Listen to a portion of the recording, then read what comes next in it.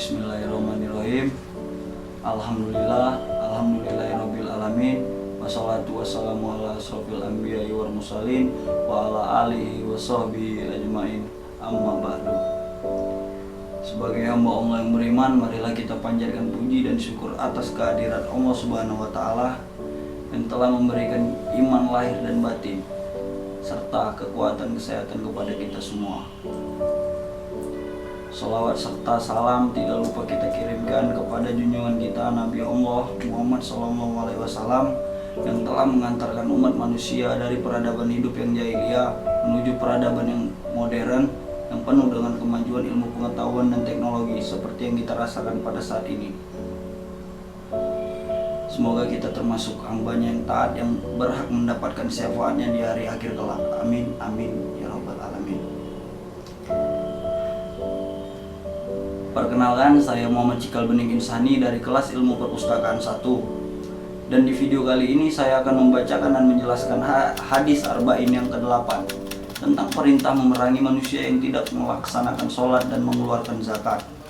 Yang dimana hadisnya berbunyi, An Abni Umar radhiyallahu anhuma Rasulullah sallallahu alaihi wasallam qala umirtu an uqatilan nasa hatta yashhadu alla ilaha illallah wa anna muhammadar rasulullah wa yuqimu sholata wa yutuz zakata fa iza fa'alu dzalika assamu minni dima'uhum wa amwa'aluhum illa bihaqqal islami wa hisabuhum Allahi ta'ala.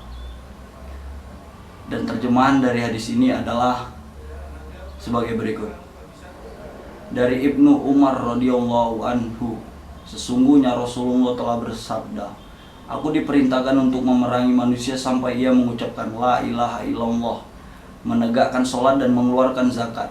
Barang siapa telah mengucapkannya, maka ia telah memelihara harta dan jiwanya dari aku kecuali karena alasan yang hak dan kelak perhitungannya terserah kepada Allah Ta'ala.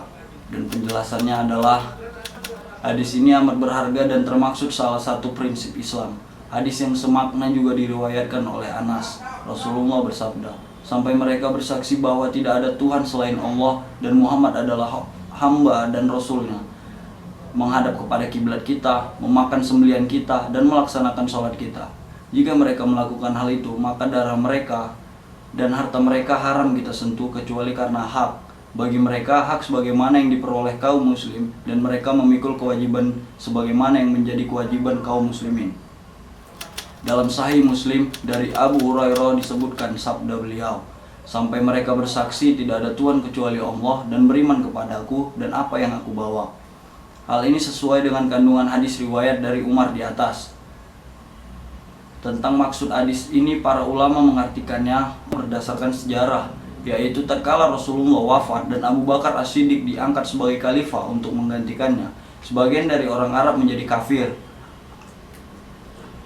Abu Bakar bertekad untuk memerangi mereka sekalipun di antara mereka ada yang tidak kafir tetapi menolak membayar zakat.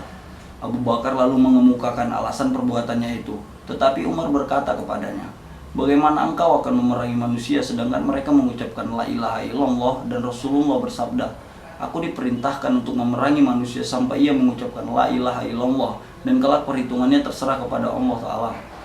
Abu Bakar lalu menjawab, sesungguhnya zakat itu adalah kewajiban yang bersifat kebendaan. Lalu katanya, demi Allah, kalau mereka merintangiku untuk mengambil seutas tali unta yang mereka dahulu serahkan sebagai zakat kepada Rasulullah, niscaya aku perangi mereka karena penolakannya itu. Maka kemudian Umar mengikuti jejak Abu Bakar untuk memerangi kaum tersebut.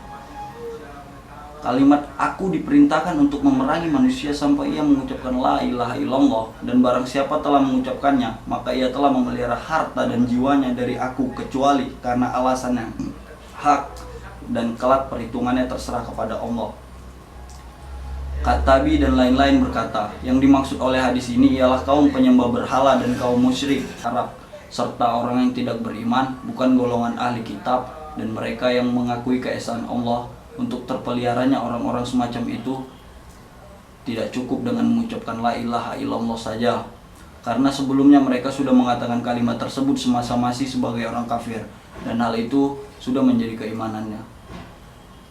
Tersebut juga di dalam hadis lain kalimat, dan sesungguhnya aku adalah Rasul Allah. Mereka melaksanakan sholat dan mengeluarkan zakat. Syekh Muhyiddin An-Nawawi berkata, di samping mengucapkan hal semacam ini, ia juga harus mengimani semua ajaran yang dibawa Rasulullah, seperti tersebut pada riwayat lain dari Abu Hurairah, yaitu kalimat, sampai mereka bersaksi tidak ada Tuhan kecuali Allah, beriman kepadaku dan apa saja yang aku bawa. Kalimat dan perhitungannya terserah kepada Allah. Maksudnya ialah tentang hal-hal yang mereka rahasiakan atau mereka sembunyikan, bukan meninggalkan perbuatan-perbuatan lahiriah yang wajib. Demikian disebutkan oleh Khattabi. Orang yang secara lahiriah menyatakan keislamannya, sedang hatinya menyimpan kekafiran. Secara formal keislamannya diterima. Ini adalah pendapat sebagian besar ulama. Buat orang yang secara lahiriah menyatakan keislaman tetapi menyimpan kekafiran dalam hatinya, zindik, tidak terima. Ini juga merupakan pendapat yang diriwayatkan dari Imam Ahmad. Kalimat aku diperintah memerangi manusia sampai mereka bersaksi tidak ada Tuhan kecuali Allah dan mereka beriman kepadaku dan apa yang aku bawa, menjadi alasan yang tegas dari mazhab salaf bahwa manusia apabila meyakini Islam dengan sungguh-sungguh tanpa sedikit pun keraguan, maka hal itu sudah cukup bagi dirinya. Dia tidak perlu mempelajari berbagai dalil. Ahli ilmu kalam mengenal Allah dengan dalil-dalil semacam itu. Hal itu berbeda dengan mereka yang berpendapat bahwa orang tersebut wajib mempelajari dalil-dalil semacam itu dan dijadikannya sebagai syarat masuk Islam. Pendapat ini jelas sekali kesalahannya, sebab yang dimaksud oleh hadis di atas adanya keyakinan yang sungguh-sungguh dalam diri seseorang. Hal ini sudah dapat terpenuhi tanpa harus mempelajari dalil-dalil semacam itu. Sebab Rasulullah mencukupkan dengan mempercayai ajaran apa saja yang beliau bawa tanpa mensyaratkan mengetahui dalil-dalilnya. Di dalam hal ini terdapat beberapa hadis syahih yang jumlah sanadnya mencapai derajat mutawatir dan bernilai pengetahuan yang pasti. Allahu a'lam. Jadi sekian video penjelasan hadis arba'in yang ke-8 tentang perintah memerangi manusia yang tidak melaksanakan sholat dan mengeluarkan zakat. Semoga video ini bermanfaat untuk kita semua. Bila ada kesalahan itu datangnya dari saya, kepada Allah saya mohon ampun. Wabillahi taufiq wal hidayah, waridho wa inayah. Assalamualaikum warahmatullahi wabarakatuh.